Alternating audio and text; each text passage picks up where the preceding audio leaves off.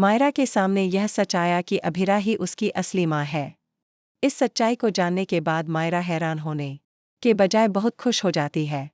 अरमान ने कभी सोचा भी नहीं था कि मायरा यह सच जानने के बाद ऐसा रिएक्ट करेगी। उसकी खुशी देखकर अब अरमान भी राहत की सांस लेता है।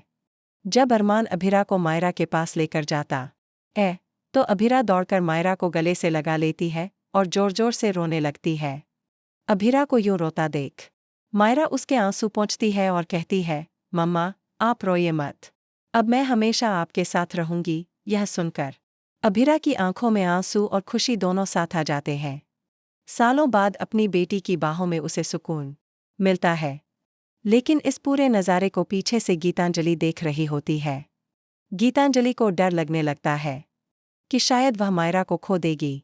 अचानक वह जोर से चिल्ला पड़ती है, नहीं, मैं मायरा को नहीं खो सकती। मायरा दौड़कर गीतांजलि के पास जाती है और उसे गले लगाते हुए कहती है, माँ, आप डरो मत। मैं आपका साथ कभी नहीं छोड़ूंगी। मुझे आप दोनों चाहिए, मेरी मम्मा अभिरा और मेरी मम्मा गीतांजलि। यह सुनकर अभिरा और अरमान दोनों एक दूसरे की तरफ देखने लगते हैं। उन्हें समझ नहीं आता कि मायरा ऐसा क्यों कह रही है। अब गीतांजलि को एक और मौका मिल गया है मायरा के बहाने अरमान के साथ रहने का। मायरा अरमान से कहती है, अगर आप मुझसे प्यार करते हो तो मुझे मेरी दोनों माँओं के साथ रहने दो। अरमान सोच में पड़ जाता है, क्योंकि उसे पता है कि अभिरा और गीतांजलि एक ही छत के नीचे नहीं रह सकती, क्योंकि दोनों उससे प्यार करती हैं। अरमान मायरा को समझाने की कोशिश करता है, बेटा, हमें अपनी जिंदगी में संतुलन बनाना होगा। गीतांजलि को अब अपनी नई जिंदगी की शुरुआत करनी चाहिए। लेकिन मायरा नहीं मानती।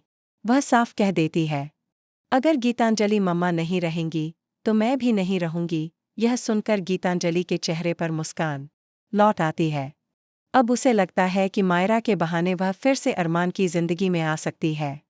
वह सोचती है कि अब मायरा के दिल में अभिरा के खिलाफ नफरत भरनी होगी ताकि वह हमेशा के लिए उसी की हो जाए।